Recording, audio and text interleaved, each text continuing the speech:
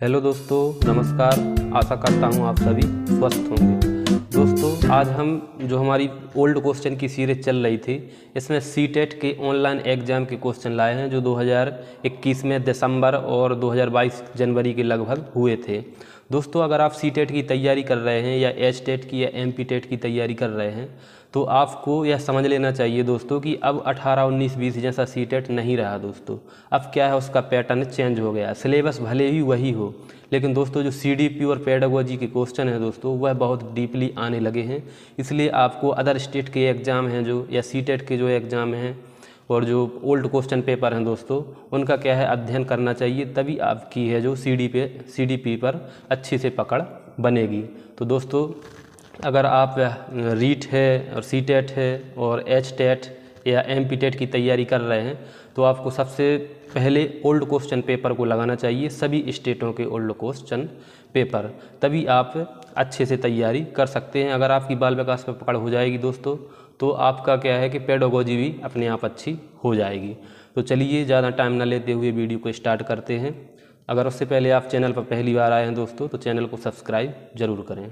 दोस्तों, first question है, खालिस्तान ने अनुमोदित किया है कि सभी बच्चों में सीखने की क्षमता होती है। दोस्तों, क्वेश्चन को ध्यान से पढ़ना होगा आपको। क्वेश्चन में लिखा है सीखने की क्षमता होती है, सीखने की जन्मजात क्षमता होती है, यह नहीं लिखा है। तो दोस्तों, फर्स्ट ऑप्शन है जो जॉन डीवी, फ्रायड, फ्रोवेल या मॉन्टेसरी। तो इसमें से जो आंसर सही है दोस्तों वह है फ्रेडरिक फ्रोवेल। इसका आंसर क्या हो जाएगा, फ्रेडरिक फ्रोवेल। दोस्तों, खेल विधि को दिया था हेनरी कोल्डवेल कुक ने, लेकिन दोस्तों इसको प्रयोग में लाए थे फ्रोवेल। और जो किंडरगार्टन पद्धति है वह भी फ्रेडरिक फ्रोवेल ने दी थी दोस्तों। और जो हमारे जॉन डीवी हैं दोस्तों, उन्होंने दी थी प्रगतिशील शिक्षा। और जो फ्रायड हैं दोस्तों, इन्होंने मनोविश्लेषणात्मक सिद्धांत दिया है। और मारिया मॉन्टेसरी जो इटली की निवासी थी दोस्तों, इन्होंने दी थी मारिया मॉन्टेसरी ने मॉन्टेसरी विधि दी थी, जिसमें क्या है, इंद्रियों के द्वारा बच्चों को ज्ञान करवाया जाता है, या छोटे छोटे जो गत्ते के टुकड़े होते हैं दोस्तों, उनके द्वारा बच्चों को ज्ञान करवाया जाता है मॉन्टेसरी विधि में। तो दोस्तों, जिसमें जो मैंने बताया था कि सीखने की जन्मजात क्षमता होती है, यह कहा था नोम चॉम्स्की ने। और सीखने की क्षमता होती है, सिर्फ यह कहा था किसने, फ्रेडरिक फ्रोवेल ने। जिसका आंसर है जो हो जाएगा फ्रेडरिक फ्रोवेल। देखते हैं नेक्स्ट क्वेश्चन। पियाजे के सिद्धांत के अनुसार प्रभावी अधिगम खालिस्तान है। पियाजे के सिद्धांत के अनुसार दोस्तों आपको बताना है कि जो प्रभावी अधिगम है वह कैसा होता है। ऑप्शन फर्स्ट है सामग्री संकलन, मूल याद रखना, सक्रिय अधिगम या एकाग्रता से पढ़ना। दोस्तों, अगर आपने पियाजे का सिद्धांत थोड़ा बहुत पढ़ा होगा तो आपको साफ साफ इसमें दिख रहा होगा कि इसका जो आंसर है सक्रिय अधिगम हो जाएगा, क्योंकि उन्होंने एक्टिव लर्निंग, या जो है बच्चा निर्माण करके स्वयं सीखता है, स्वयं द्वारा सीखता है और निर्माण द्वारा सीखता है, तो इसमें क्या है, सक्रिय अधिगम आ जाएगा। नेक्स्ट क्वेश्चन, किसी विशेष अवधारणा के विशिष्ट उच्च निरूपण वाले उदाहरण का वर्णन करने के लिए किस पद का उपयोग किया जाता है। क्वेश्चन को ध्यान से पढ़ना है दोस्तों। किसी विशेष अवधारणा के विशिष्ट उच्च निरूपण वाले उदाहरण का वर्णन करने के लिए किस पद का उपयोग किया जाता है। फर्स्ट है ह्यूरिस्टिक, या सिंबल संकेत, या प्रोटोटाइप, या परिसर मतलब प्रीमिस। तो दोस्तों, जो ह्यूरिस्टिक है, ह्यूरिस्टिक तो इसमें होगा नहीं, क्योंकि ह्यूरिस्टिक तो एक विधि है, जो अनुमानी विधि है, जो आर्मस्ट्रांग के द्वारा दी गई थी। और सिंबल भी इसमें नहीं होंगे, तो यह दोनों तो क्या है, गलत हो जाएंगे। अब दो ऑप्शन बचे, प्रोटोटाइप या परिसर। तो दोस्तों, जो विशिष्ट उदाहरण का वर्णन करने के लिए जो मतलब निरूपण किया जाता है जिन शब्दों का, उसको कहा जाता है दोस्तों प्रोटोटाइप। उच्च निरूपण वाले जो उदाहरण का वर्णन करने के लिए जिस शब्द का प्रयोग किया जाता है दोस्तों, वह है प्रोटोटाइप। तो इसका आंसर हो जाएगा प्रोटोटाइप। नेक्स्ट क्वेश्चन, शून्य अस्वीकृति का सिद्धांत, जीरो रिजेक्शन प्रिंसिपल का अर्थ क्या है। किसी भी दिव्यांग बच्चे को शिक्षा के अवसर से वंचित नहीं किया जाना, किसी भी दिव्यांग बच्चे के साथ भेदभाव नहीं किया जाना, किसी भी दिव्यांग बच्चे को प्रवेश नहीं दिया जाएगा, या किसी भी दिव्यांग बच्चे को नियमित विद्यालय की संरचना में नहीं दिया जा सकता है। तो दोस्तों, इसका जो फर्स्ट आंसर है वह हो जाएगा फर्स्ट, कि मतलब शून्य अस्वीकृति किसी भी दिव्यांग बच्चे को शिक्षा के अवसर से वंचित नहीं किया जा सकता। दोस्तों इस क्वेश्चन को आपको बहुत अच्छे से ध्यान रखना है और नोट भी करना है। यह क्वेश्चन है जो 2-3 बार पूछा जा चुका है कि शून्य अस्वीकृति का सिद्धांत क्या है। यह किसी भी बुक में आपको नहीं मिलेगा, इसलिए आप इस क्वेश्चन को नोट कर लें कि दिव्यांग बच्चों से संबंधित है शून्य अस्वीकृति का सिद्धांत। किसी भी दिव्यांग बच्चे को शिक्षा के अवसर से वंचित नहीं किया जा सकता। सीधा सीधा इसका अर्थ यही है, जीरो रिजेक्शन प्रिंसिपल का। नेक्स्ट क्वेश्चन, समीप से दूर प्रॉक्सिमो डिस्टल का अर्थ है। दोस्तों 2 शब्द बहुत ज़्यादा पूछे जाते हैं विकास की दशाओं से या विकास के सिद्धांतों से। एक पूछा जाता है प्रॉक्सिमो डिस्टल और एक पूछा जाता है दोस्तों सेफेलोकोडल। तो दोस्तों जो प्रॉक्सिमो डिस्टल होता है इसका अर्थ होता है केंद्र से परिधि तक, सेंटर टू पेरीफेरी। इसका आपको एक नाम और याद रखना है, इसका आपको नया नाम मिल रहा है जी कि सेंटर टू पेरीफेरी या केंद्र से परिधि तक, या आपको याद रखना है मध्यस्थ विकास का सिद्धांत। मतलब सबसे पहले बच्चा का क्या होगा, उसका धड़ विकसित होगा, उसके बाद में उसके हाथ पांव और सिर विकसित होंगे। यह होता है प्रॉक्सिमो डिस्टल। जैसे एक बच्चा है सबसे पहले एक मतलब अपने हथेली का उपयोग करना सीखता है, उसके बाद फिर उंगलियों का उपयोग करना सीखता है, तो यह हो जाएगा दोस्तों प्रॉक्सिमो डिस्टल। और दोस्तों जो सेफेलोकोडल है, सेफेलोकोडल होता है दोस्तों सिर से पैर तक, मतलब अंगूठे तक नहीं होता है सिर से पैर तक, या जिसको सिर पदाभिमुख सिद्धांत भी बोलते हैं दोस्तों, वह होता है सेफेलोकोडल। नेक्स्ट क्वेश्चन, सूचना के संगठित निकायों को निर्दिष्ट करने के लिए किस शब्द का उपयोग किया जाता है जो हमारी नई सूचना की संग्रह, व्याख्या और क्रिया को प्रभावित करता है।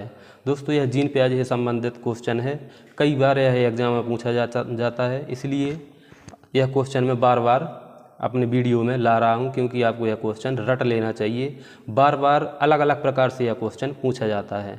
इसको आपको सिर्फ एक ही शब्द याद रखना है दोस्तों कि सूचनाओं का पैकेट्स, मतलब सूचनाओं का है जो संगठित एक निकाय होता है, या आप उसको पैकेट बोल सकते हैं या मानसिक नेटवर्क बोल सकते हैं। किसी भी प्रकार से शब्द आए तो आपको लगाना है स्कीमा या रूपरेखा।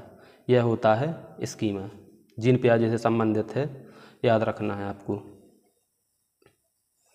वह मनोवैज्ञानिक जिसने पता लगाया कि बच्चों के वास्तविकता की धारणा वयस्कों से नहीं सीखी जाती है लेकिन इसका निर्माण किया जाता है।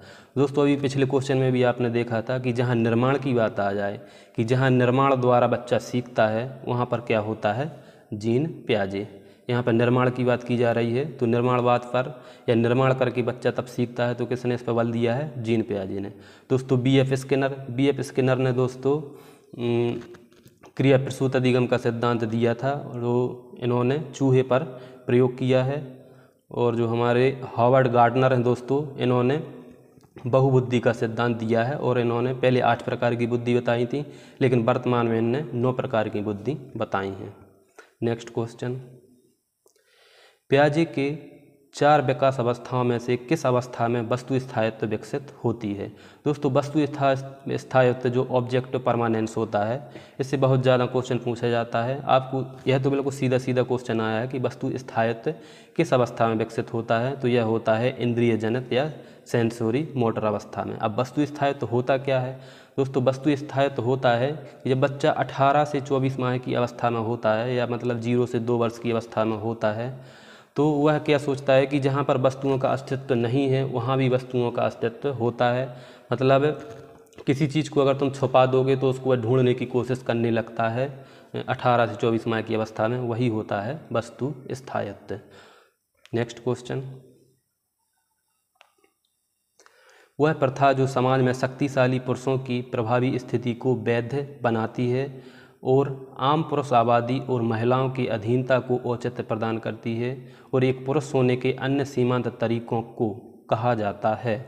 दोस्तों वह प्रथा जिसमें शक्तिशाली पुरुषों या मान के चलो राजा महाराजा या जो मुख्य पुरुष होते हैं सिर्फ उन्हीं को क्या है प्राथमिकता प्रदान की जाती है, और जो आम पुरुष या महिलाएं होती हैं दोस्तों उनकी अधीनता को क्या है स्वीकारा जाता है। दोस्तों इस प्रथा को बोलते हैं हेगमोनिक पोरस। क्या बोलते हैं दोस्तों इसको, हेगमोनिक पोरस। यह दोस्तों जो है जेंडर रूढ़िवादिता से क्वेश्चन पूछा गया है, बहुत घुमा फिरा कर क्वेश्चन पूछा गया। यह क्वेश्चन आपको कहीं भी नहीं मिलेगा। जो जेंडर रूढ़िवादिता से। और सीटेट का यह बिल्कुल फेमस क्वेश्चन है कि जेंडर रूढ़िवादिता से एक क्वेश्चन आएगा ही आएगा। तो आपको याद रखना है कि हेगमोनिक पोरस क्या होता है, कि जहाँ पर कुछ वर्ग मतलब जो समाज के कुछ उच्च जाति के या जो शक्तिशाली पुरुष राजा महाराजा या कुलीन पुरुष होते हैं, सिर्फ उन्हीं को क्या है प्रधानता दी जाती है, और अन्य महिलाओं या पुरुषों को क्या है उनकी अधीनता को स्वीकारा जाता है दोस्तों। तो वह होता है हेगमोनिक पोरस। नेक्स्ट क्वेश्चन, पियाजे के संज्ञानात्मक विकास के सिद्धांत में मूर्त संक्रियात्मक अवस्था का लक्ष्य क्या है। दोस्तों यह भी सिंपल क्वेश्चन है, आपको ध्यान से देखना होगा कि इसमें क्या पूछा है, कंक्रीट ऑपरेशनल स्टेज मतलब मूर्त संक्रियात्मक। तो दोस्तों इसमें जो अमूर्त अवधारणा है यह तो होगी नहीं, क्योंकि यह कि कहाँ हो जाएगी औपचारिक में। और वस्तु स्थायित्व अभी यह पढ़ के आए हैं अपन, यह होता है सेंसोरोमोटर में। और प्रतीकात्मक विचार दोस्तों, यह भी प्रतीकात्मक विचार पूर्व संक्रियात्मक अवस्था में होते हैं, यह उसमें नहीं आएंगे। तो एक ही बचा सिर्फ ऑपरेशनल थॉट संक्रियात्मक विचार, यही इसका सही हो जाएगा।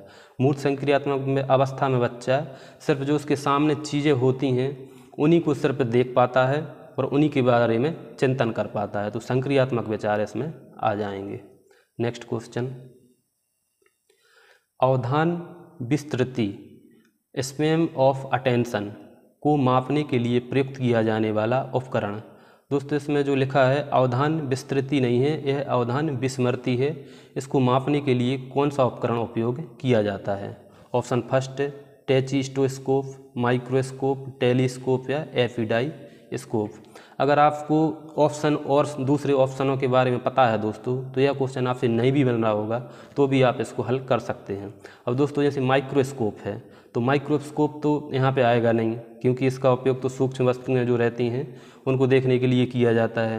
और दोस्तों टेलीस्कोप है, टेलीस्कोप क्या है, दूर की वस्तुओं को देखने के लिए या चांद वगैरह इनको देखने के लिए इसका उपयोग किया जाता है दोस्तों। और जो एपिडाइस्कोप है दोस्तों, यह एक अधिगम सामग्री है जिसके द्वारा क्या है पारदर्शी या अपारदर्शी वस्तुओं को दिखाया जाता है पर्दे पर। तो दोस्तों इसका आंसर क्या हो जाएगा, टेचिस्टोस्कोप। इसको आपको याद रखना है कि स्पैन ऑफ अटेंशन को मापने के लिए टेचिस्टोस्कोप का प्रयोग किया जाता है। नेक्स्ट क्वेश्चन, जुनूनी बाध्यकारी विकार OCD का सफलतापूर्वक इलाज निम्न के द्वारा मतलब निम्न का उपयोग करके किया जा सकता है। दोस्तों इसका सीधा सीधा क्वेश्चन भी कभी कभी आता है कि OCD का फुल फॉर्म क्या है। तो OCD का फुल फॉर्म भी आपको याद रखना है, ऑब्सेसिव कंपल्सिव डिसऑर्डर। OCD का फुल फॉर्म क्या है, ऑब्सेसिव कंपल्सिव डिसऑर्डर, यह आपको याद रखना है।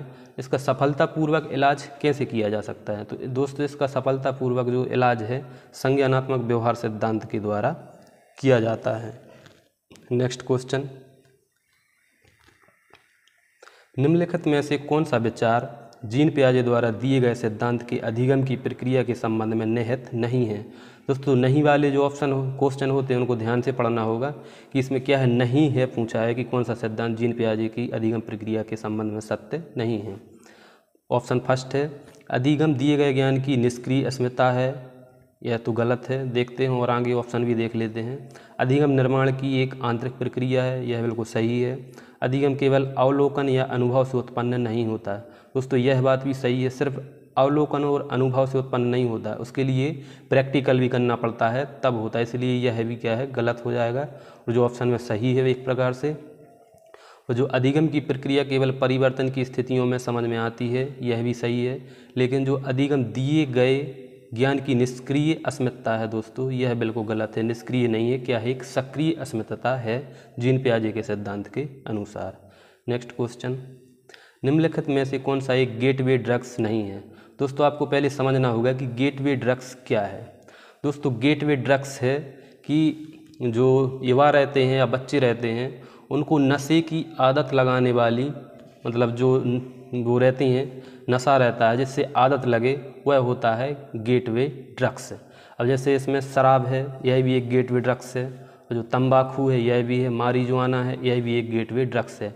मतलब जो प्रारंभिक पदार्थ है, नशीले पदार्थ, जिनको बच्चा क्या है यूज करके नशे में फिर डूबने लगता है। मतलब जो शराब है, तंबाकू है, मारिजुआना है, यह क्या है प्राथमिक स्तर पर बच्चों को उपलब्ध हो जाते हैं, तो इनका सेवन करते करते फिर इनकी क्या है आदत लग जाती है, तो फिर वह कोकीन तक पहुंचने लगता है। तो दोस्तों जो कोकीन है यह गेटवे ड्रग्स नहीं है। गेटवे ड्रग्स का मतलब होता है एक प्रारंभिक नशीला पदार्थ जिसका बच्चा सेवन करके आगे के पदार्थों पर जाता है। तो दोस्तों शराब, तंबाकू, मारिजुआना है, यह गेटवे ड्रग्स हैं। यह बच्चों को क्या है, नशे की आदत लगाते हैं, उसके बाद बच्चा कोकीन तक जाता है। तो जो शराब, तंबाकू, मारिजुआना या निकोटीन, इनको आपको याद रखना है, यह होते हैं गेटवे ड्रग्स। कोकीन इसमें नहीं है। नेक्स्ट क्वेश्चन, फेनिलकेटनुरिया से उत्पन्न बौद्धिक विकलांगता को न्यूनतम किया जा सकता है। दोस्तों आपको एक क्वेश्चन सीधा सीधा इसी से बनता है कि फेनिलकेटनुरिया मतलब कैसे होता है, मतलब किस प्रकार का रोग है। तो दोस्तों यह क्या है, आनुवांशिक रोग है। अभी रीट में क्वेश्चन आया था कि उसमें आया था कि निम्नलिखित में से कौन सा आनुवांशिक रोग नहीं है। तो उसमें फेनिलकेटनुरिया दिया था, यह आनुवांशिक था। और जो तुम्हारा टर्नर सिंड्रोम है वो भी था, पटाऊ सिंड्रोम है वो भी था, और एक था अलग से कौन सा एड्स करके कुछ था, वह नहीं था। तो जो फेनिलकेटनुरिया है आपको ध्यान रखना है, यह क्या है, आनुवांशिक बीमारी है। और इसको दोस्तों अगर मतलब यह किसी को हो गया है, बौद्धिक विकलांगता हो गई है फेनिलकेटनुरिया से, तो पर्यावरणीय कारकों के द्वारा इसको कुछ हद तक कम किया जा सकता है। पूरा ख़त्म नहीं किया जा सकता है, लेकिन जो पर्यावरणीय कारक हैं, आसपास का वातावरण है, उसके द्वारा थोड़ा बहुत इसको कम किया जा सकता है। दोस्तों अगर आपको यह क्वेश्चन अच्छे लग रहे हैं और अगर आप सीटेट, एचटेट या एमपीटेट या रीट की तैयारी कर रहे हैं तो चैनल को सब्सक्राइब करें। आपको खुद पता होगा कि पैटर्न दिन पर दिन कैसा बदल रहा है, नए नए क्वेश्चन आ रहे हैं। तो अगर नए नए क्वेश्चन आपको चाहिए बाल विकास के, तो चैनल को सब्सक्राइब करें और दोस्तों को शेयर करें। धन्यवाद।